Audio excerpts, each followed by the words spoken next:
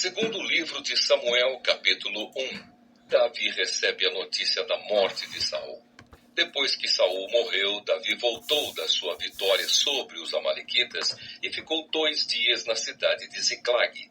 No dia seguinte chegou um moço que vinha do acampamento de Saul. Para mostrar a sua tristeza, ele havia rasgado as suas roupas e posto terra na cabeça. O moço foi até o lugar onde Davi estava, ajoelhou-se e encostou o rosto no chão em sinal de respeito.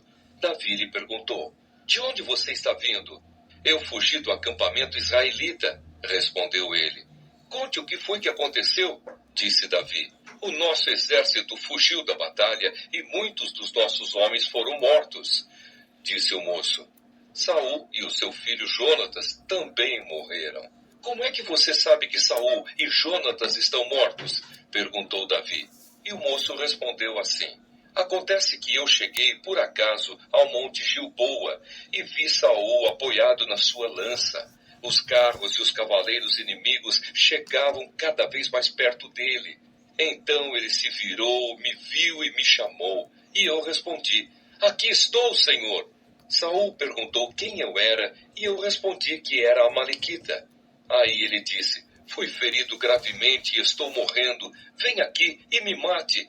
Então eu subi até o lugar onde ele estava e o matei, porque eu sabia que, logo que caísse no chão, ele morreria. Aí tirei a coroa da cabeça dele e a pulseira do seu braço e trouxe para o Senhor. Então Davi rasgou as suas roupas em sinal de tristeza e todos os seus soldados fizeram o mesmo. Choraram, se lamentaram e jejuaram até a tarde por Saul, por Jonatas e por Israel, o povo de Deus, o Senhor, pois muitos deles tinham sido mortos na batalha. Aí Davi perguntou ao moço que tinha trazido as notícias: "De onde você é?" "Eu sou amalequita, mas estou morando aqui na sua terra", respondeu ele. "Como é que você se atreveu a matar o rei escolhido por Deus, o Senhor?" perguntou Davi. Então chamou um dos seus homens e ordenou: "Mate-o." O homem atacou o amalequita e o matou.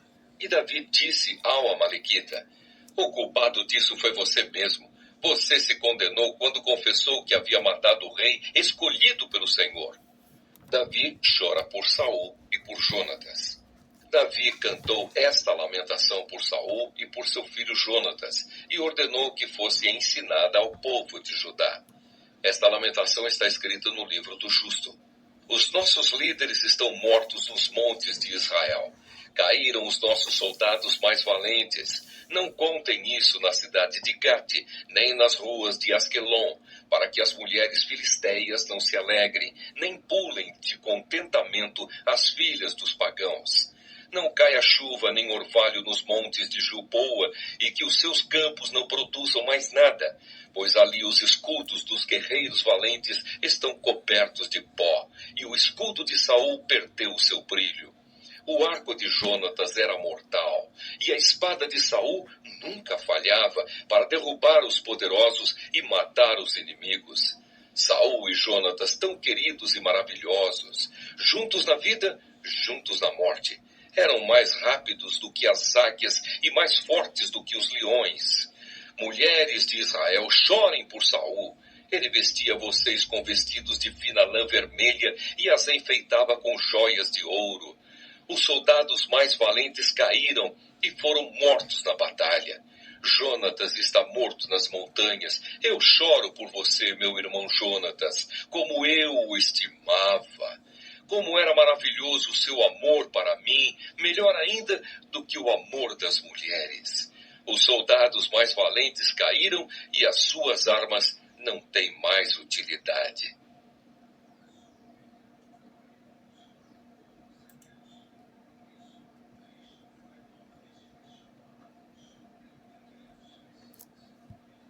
De Samuel, capítulo 2. Davi é feito rei de Judá. Depois disso, Davi perguntou a Deus, o Senhor: "Devo ir e governar alguma das cidades de Judá?" "Sim", o Senhor respondeu. "Qual delas?" perguntou ele. "Hebrom", foi a resposta. Então Davi foi para Hebrom, levando consigo as suas 2 esposas. Uma era Ainoã, da cidade de Jezreel, e a outra era Abigail, viúva de Nabal, da cidade de Carmelo. Davi também levou seus soldados com as suas famílias, e eles ficaram morando nas cidades vizinhas de Hebrom. Aí os homens de Judá foram a Hebrom e ungiram Davi como rei de Judá. Quando Davi soube que os moradores da cidade de Jabes, da região de Gileade, tinham sepultado Saul, mandou que alguns homens fossem lá com a seguinte mensagem: que o Senhor abençoe vocês por terem feito a caridade de sepultar o nosso rei. Que o Senhor seja bom e fiel para vocês. Por causa do que fizeram, eu também os tratarei bem. Sejam fortes e valentes. Saul, o rei de vocês, morreu, e o povo de Judá me ungiu como rei deles. O comandante do exército de Saul, Abner, filho de Ner, havia fugido com Isbosete, filho de Saul, para Maanaim, no outro lado do rio Jordão. Lá, Abner fez Isbosete rei das terras de Gileade, Aser, Jezreel, Efraim e Benjamim. Na verdade, ele o fez rei de todo o povo de Israel. Isbosete tinha 40 anos de idade quando começou a reinar em Israel e reinou 2 anos. Mas a tribo de Judá ficou fiel a Davi e ele a governou em Hebrom 7 anos e meio. Guerra entre o povo de Israel e o de Judá. Abner e os oficiais de Isbosete foram de Maanaim para a cidade de Gibeão. Joabe, cuja mãe era Zeruia, e os oficiais de Davi foram encontrá-los perto da represa de Gibeão. Lá todos eles se sentaram, um grupo de um lado da represa e o outro do outro lado. Então Abner disse a Joabe: deixa que alguns dos nossos moços enfrentem alguns dos seus, em uma luta armada. Está bem, respondeu Joabe. Aí 12 soldados, representando Isbosete e a tribo de Benjamim, lutaram contra 12 soldados de Davi. Cada um pegou o seu adversário pela cabeça e enfiou a espada no lado dele. E assim todos eles caíram mortos juntos. É por isso que aquele lugar perto da cidade de Gibeão é chamado de Campo das Espadas. Em seguida houve ali uma violenta batalha, e Abner e os israelitas foram derrotados pelos soldados de Davi. Joabe, Abissai e Asael, os 3 filhos de Zeruia, estavam lá. Asael, que era tão ligeiro como uma gazela selvagem, começou a perseguir Abner, correndo atrás dele. Abner olhou para trás e perguntou: Asael, é você? Sim, sou eu, respondeu ele. Pare de me perseguir, disse Abner. Corra atrás de um dos soldados e pegue para você as coisas dele. Porém, Asael continuou a persegui-lo. Mais uma vez, Abner disse: pare de me perseguir, você está me forçando a matá-lo. Como é que eu poderia depois olhar o seu irmão Joabe nos olhos? Porém, Asael não parou de persegui-lo. Então Abner deu um golpe para trás com a sua lança. Ela entrou na barriga de Asael e saiu pelas costas. Ele caiu morto no chão e todos os que chegavam paravam no lugar onde ele estava caído. Mas Joabe e Abissai continuaram a perseguir Abner. E quando o sol estava se pondo, chegaram ao monte de Amá, a leste da cidade de Giá, na estrada que vai para o deserto de Gibeão. Os soldados da tribo de Benjamim se reuniram novamente em volta de Abner e ficaram no alto de um morro. Então Abner gritou para Joabe: será que vamos ter de continuar lutando para sempre? Você não vê que no fim não vai sobrar nada a não ser amargura? Nós somos seus irmãos. Até quando você vai esperar para mandar que os seus soldados parem de nos perseguir? Joabe respondeu: juro pelo Deus vivo que se você não tivesse falado, os meus soldados continuariam a perseguir vocês até amanhã cedo. Então Joabe tocou a corneta. Todos os seus soldados pararam de perseguir os israelitas e a luta acabou. Durante toda aquela noite, Abner e os seus soldados marcharam pelo vale do Jordão, atravessaram o rio Jordão e depois de marcharem toda a manhã do dia seguinte, chegaram à cidade de Maanaim. Quando Joabe parou a perseguição, reuniu todos os seus soldados e viu que estavam faltando 19, além de Asael. Porém, os soldados de Davi haviam matado 360 soldados de Abner, todos eles da tribo de Benjamim. Aí Joabe e os seus soldados pegaram o corpo de Asael e o sepultaram no túmulo da sua família em Belém. Então marcharam durante a noite inteira e ao amanhecer chegaram a Hebrom. Segundo livro de Samuel, capítulo 3. Durou muito tempo a guerra entre os que apoiavam a família de Saul e os que apoiavam Davi. Davi ia ficando cada vez mais forte e a gente de Saul cada vez mais fraca. Os filhos de Davi. Os filhos de Davi que nasceram na cidade de Hebrom são estes. O primeiro foi Amnon, filho de Ainoã, da cidade de Jezreel. O segundo foi Quileabe, filho de Abigail, viúva de Nabal, da cidade de Carmelo. O terceiro foi Absalão, filho de Maacá, que era filha de Talmai, rei de Gesur. O quarto foi Adonias, filho de Agite. O quinto foi Cefatias, filho de Abital. O sexto foi Itrião, filho de Eglá, esposa de Davi. Todos estes filhos de Davi nasceram em Hebrom. Abner faz um acordo com Davi. Enquanto continuava a luta entre os que apoiavam a família de Saul e os que seguiam Davi, Abner ficava cada vez mais poderoso entre a gente de Saul. Um dia, Isbosete, filho de Saul, acusou Abner de ter tido relações com uma concubina de Saul chamada Rispa, filha de Aías. Abner ficou furioso com isso e disse: "Você pensa que eu sou traidor? Pensa que passei para o lado da tribo de Judá?" E continuou: "Desde o começo tenho sido fiel à causa de Saul, o seu pai, aos seus irmãos e aos seus amigos, e tenho evitado que você seja derrotado por Davi.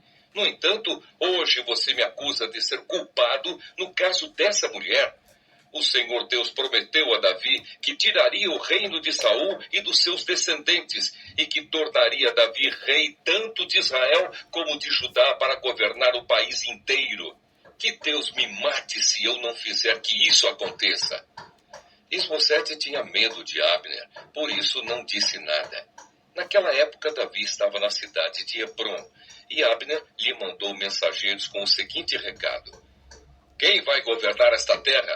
Faça um acordo comigo, e eu o ajudarei a levar todo o povo de Israel para o seu lado." Davi respondeu: "Muito bem, eu farei um acordo com você, porém com uma condição. Quando vier falar comigo, você vai me trazer Mical, filha de Saul." Então Davi mandou alguns mensageiros dizerem a Isbosete: "Entregue-me a minha esposa Mical. Eu paguei 100 prepúcios de filisteus para ter o direito de casar com ela." Então Isbosete mandou tirá-la do seu marido Paltiel, filho de Laís. Paltiel seguiu-a chorando pelo caminho até chegarem à cidade de Baurim. Aí Abner lhe ordenou: "Volte para casa." E ele voltou. Então Abner foi falar com os líderes de Israel. Ele disse: "Há muito tempo que vocês queriam que Davi fosse rei de Israel.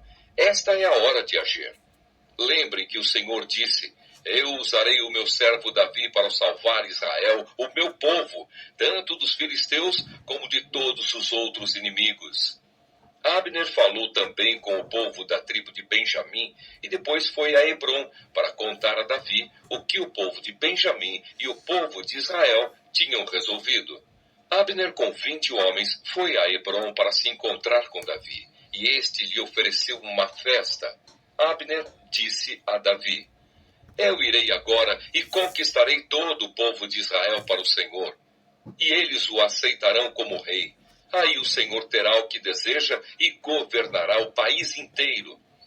Então Davi deixou Abner ir embora em paz. Abner é assassinado.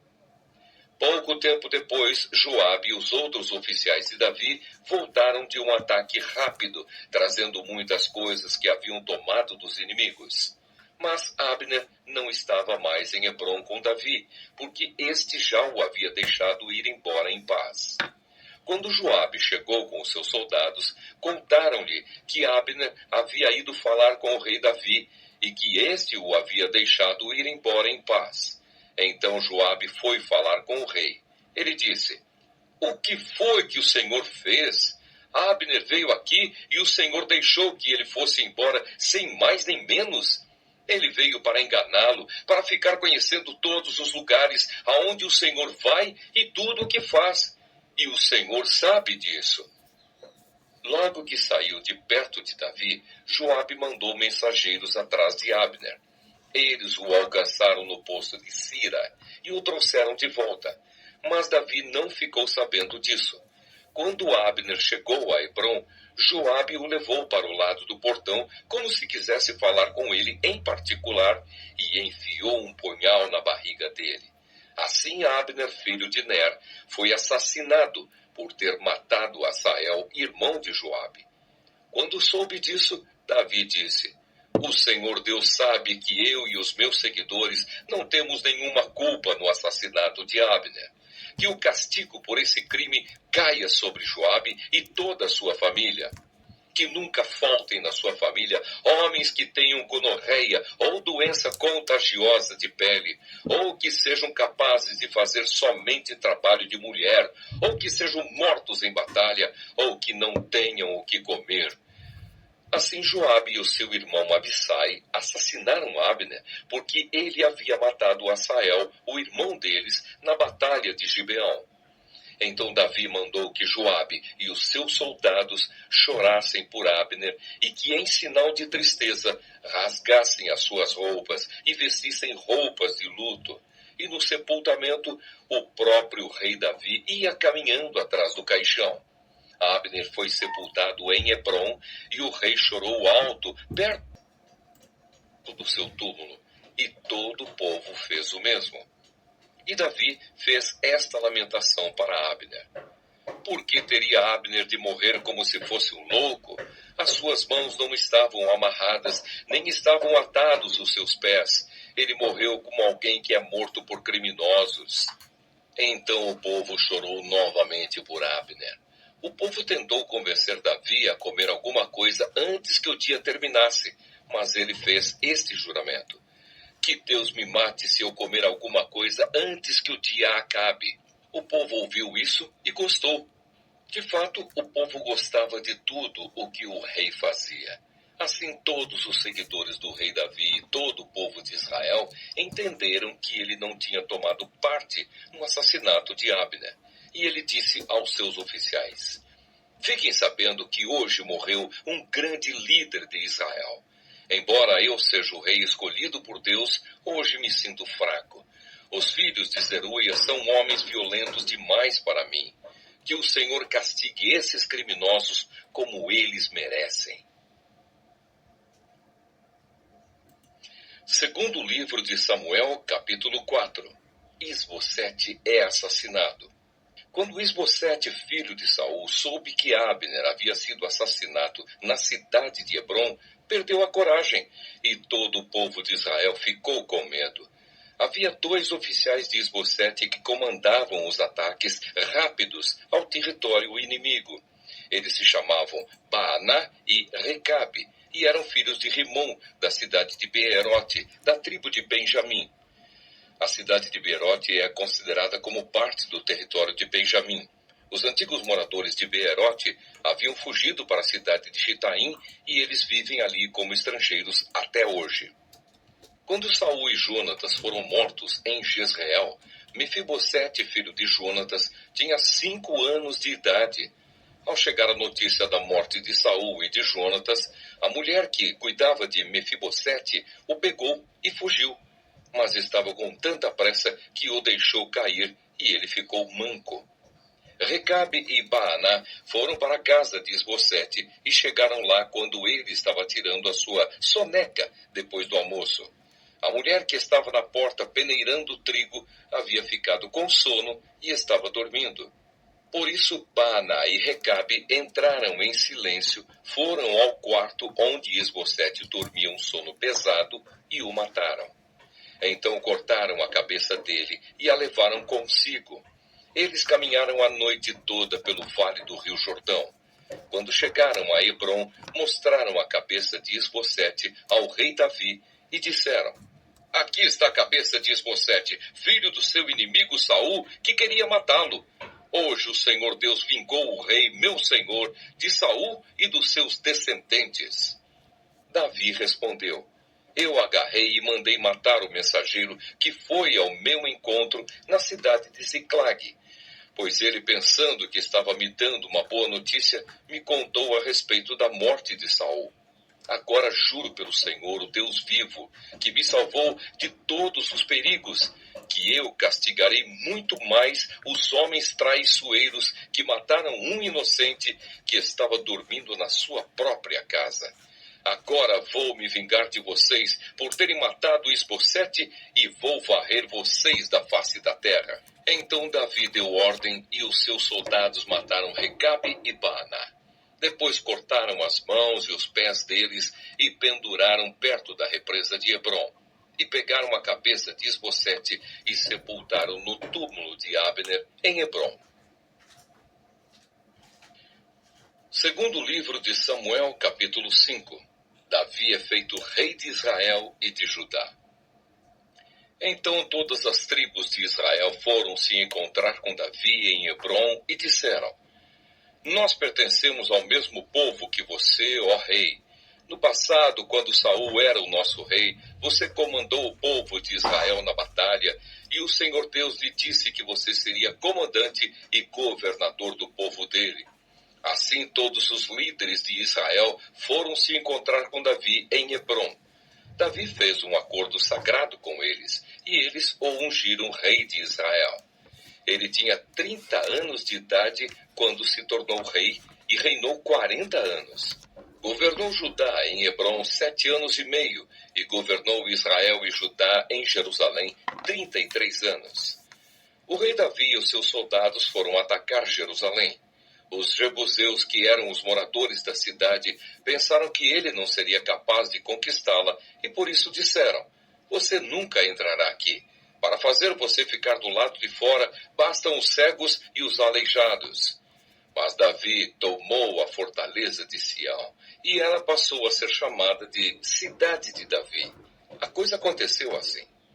Naquele dia, Davi disse aos seus soldados: Se alguém quiser matar os jebuseus, aqueles pobres cegos e aleijados que eu tanto odeio, é então que suba pelo túnel da água e os ataque. É por isso que se diz: os cegos e os aleijados não podem entrar na casa de Deus. Davi ficou morando na fortaleza e a chamou de Cidade de Davi. Em volta, ele construiu defesas que iam desde o aterro que ficava no lado leste da cidade até o palácio. E Davi ia ficando cada vez mais forte porque o Senhor, o Deus Todo-Poderoso, estava com ele. O rei Hirão, da cidade de Tiro, enviou embaixadores a Davi. Ele mandou toras de cedro e também carpinteiros e pedreiros, e eles construíram um palácio para Davi. E assim Davi entendeu que o Senhor o havia confirmado como rei de Israel, e que por amor ao seu povo estava fazendo o seu reino progredir. Depois que saiu da cidade de Hebrom, Davi arranjou mais concubinas e esposas em Jerusalém, e com elas teve mais filhos e filhas. Os filhos de Davi, que nasceram em Jerusalém, foram Samua, Sobabe, Natã, Salomão, Ibar, Elisua, Nafeg, Jafia, Elisama, Eliadá e Elifelete. Davi derrota os filisteus. Quando os filisteus souberam que Davi tinha sido ungido como rei de Israel, o seu exército saiu para prendê-lo. Quando soube disso, Davi desceu para a fortaleza. Os filisteus chegaram ao Vale dos Gigantes e o ocuparam.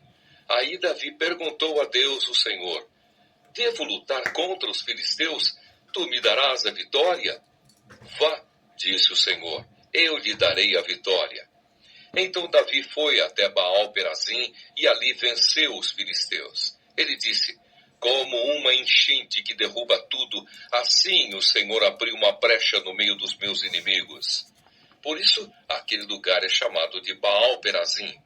Ali os filisteus abandonaram os seus ídolos, e Davi e os seus soldados os levaram embora. Então os filisteus voltaram para o Vale dos Gigantes e o ocuparam.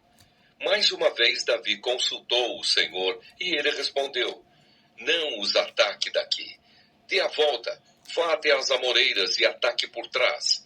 Quando você ouvir o barulho de marcha por cima das amoreiras, fique pronto para atacar, porque isso quer dizer que eu estou indo na sua frente para derrotar o exército dos filisteus. Davi fez o que o Senhor havia mandado e obrigou os filisteus a recuarem desde Geba até Gézer. Segundo livro de Samuel, capítulo 6. A Arca da Aliança é levada para Jerusalém. Mais uma vez Davi reuniu os melhores soldados de Israel, num total de 30.000 homens. Levou-os à cidade de Baalá, em Judá, para pegarem a Arca da Aliança, que tem o nome do Senhor Todo-Poderoso, que se assenta no seu trono entre os querubins. Colocaram a arca num carro de bois novo e a tiraram da casa de Abinadab, que ficava no monte. Uza e Aiô, filhos de Abinadab, guiavam o carro que carregava a arca. Aiô caminhava na frente. Davi e todos os israelitas dançavam e cantavam com todas as suas forças em louvor a Deus, o Senhor. Eles tocavam harpas, liras, tambores, castanholas e pratos. Quando chegaram ao campo de descascar cereais que pertencia a Nacon, os bois tropeçaram. Então Uzá estendeu a mão e segurou a Arca da Aliança. O Senhor Deus ficou irado com Uzá por sua falta de respeito e o matou. E Uzá morreu ali, ao lado da arca. Davi ficou furioso porque o Senhor, na sua ira, havia castigado Uzá. Assim até hoje, aquele lugar é chamado de Pérez Uzá. Então Davi ficou com medo de Deus, o Senhor, e disse: e agora como é que poderei levar comigo a Arca da Aliança? Assim Davi resolveu não levar a arca para a sua cidade de Jerusalém. Em vez disso, ele mudou de direção e a levou para a casa de Obed-Edom, que era da cidade de Gate.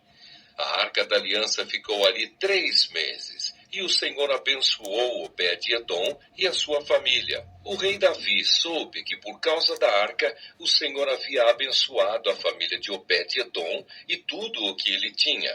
Então tirou a arca da casa de Obed-Edom e com uma grande festa a levou para a cidade de Davi.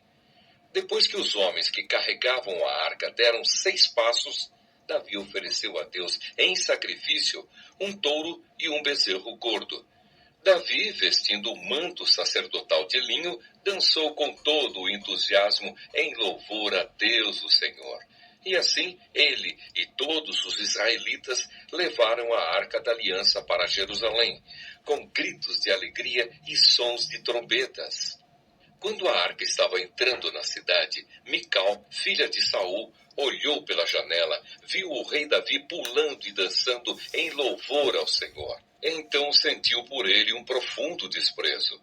Levaram a arca e a colocaram no seu lugar na barraca que Davi tinha preparado para ela. Então ele ofereceu a Deus, o Senhor, sacrifícios que foram completamente queimados e ofertas de paz. Quando acabou de oferecer os sacrifícios e as ofertas, Davi abençoou o povo em nome do Senhor Todo-Poderoso. Depois deu a cada homem e a cada mulher de Israel um pão, um pedaço de carne assada e passas. Em seguida todos foram para casa. Davi voltou para casa a fim de estar com a sua família, e Mical, filha de Saul, saiu para encontrá-lo. Ela disse: que bela figura fez hoje o rei de Israel. Parecia um sem vergonha, mostrando o corpo para as empregadas dos seus funcionários. Davi respondeu: eu estava dançando em louvor ao Senhor, que preferiu me escolher em vez de escolher o seu pai e os descendentes dele, e me fez o líder de Israel, o seu povo. Pois eu continuarei a dançar em louvor ao Senhor e me humilharei ainda mais diante dele. Você pode pensar que eu não sou nada, mas aquelas moças de quem você falou vão me dar muito valor. E Mical, filha de Saul, nunca teve filhos.